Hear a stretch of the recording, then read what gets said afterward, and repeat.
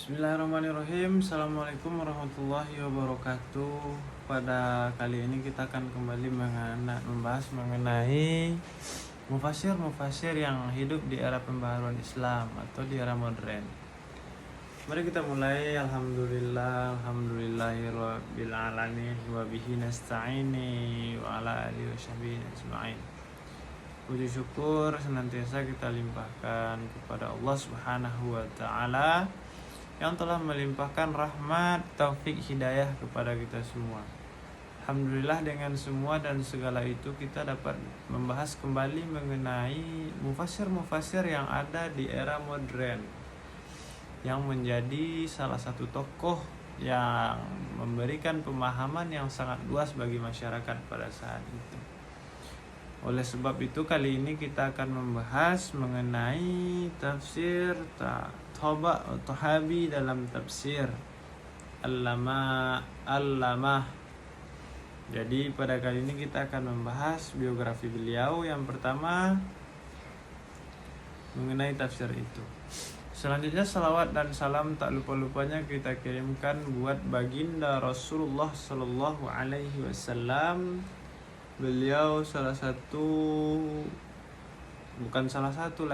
beliau adalah pedoman hidup bagi kita juga, suri tauladan bagi kita dalam berkehidupan. Mudah-mudahan salawat yang kita sampaikan itu kembali disampaikan Allah kepada beliau dan kita mendapatkan syafaatnya nanti di akhirat. Baik teman-teman, kembali kita akan membahas mengenai Tahabi dalam Allamah atau Tahabi dalam tafsirnya. Sebelum itu kita perlu mengenal secara lebih lengkap mungkin biografi beliau. Beliau adalah Syahid Muhammad Hasyan Tabai, yang mana sering disapa Allamah Tabai, seorang filsuf, teolog dan mufassir Syiah terkemuka pada abad 20 yang berasal dari Tabriz, Iran. Beliau menempuh pendidikan tinggi di Nafas, Irak, di bawah bimbingan ulama fikih, usul fikih, filsafat dan irfan Universiti Islam. Setelah kembali ke Iran, beliau menjadi salah satu figur intelektual Syiah paling berpengaruh, terutama melalui peranan dalam menghidupkan kembali tradisi falsafati atau filsafat hermeneutik Al-Quran pada masa itu. Adapun kontribusi beliau yang sangat terkenal yaitu dalam kitab Al-Mizan fi Tafsir Al-Quran, sebuah karya tafsir yang komprehensif membahas 20 jilid yang diakui secara luas kedalaman, analisis dan filosofis pada penafsiran ayat itu. Metodenya yang inovatif itu memberikan penjelasan yang lebih rinci. Yang kedua, dapat kita lihat analisis latar belakang penyusunan tafsir ini secara historis. Penyusunan Mizan berlatar belakang pada masa ketika dunia Islam menghadapi tantangan ideologis yang intens dari ideologi barat,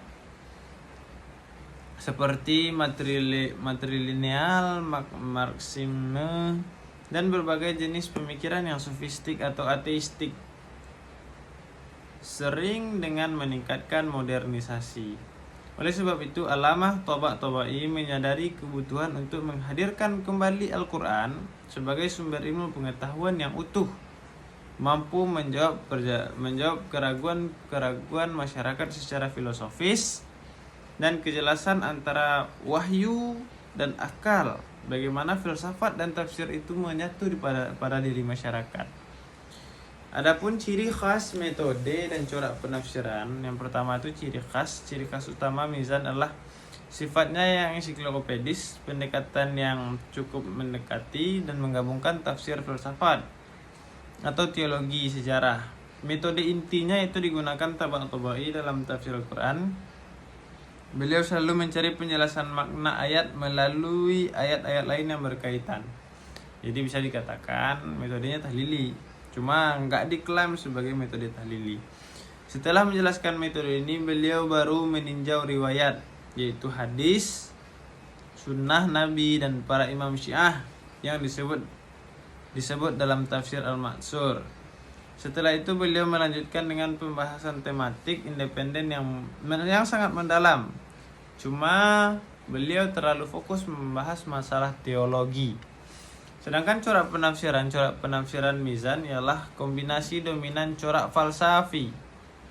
Ya, falsafi sering kita kenal secara filosofis itu mengenai filosof ijtimai teologis ataupun kalam, menempatkan elemen corak adabi wal ijtimai itu pada sosiokultural.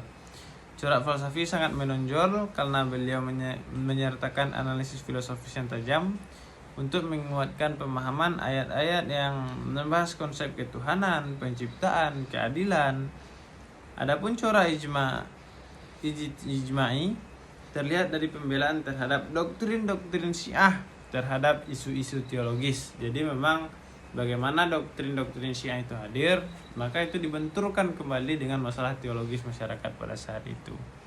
Adapun corak penafsiran mizan adalah kombinasi dominan dari corak tafsir falsafi dan ijma'i.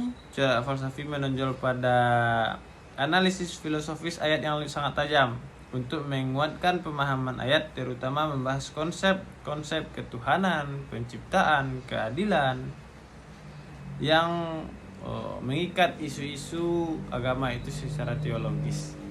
Mungkin itu yang dapat kita jelaskan pada malam hari ini. Itu yang dapat saya sampaikan. Wabillahi taufiq wal hidayah. Wassalamualaikum warahmatullahi wabarakatuh.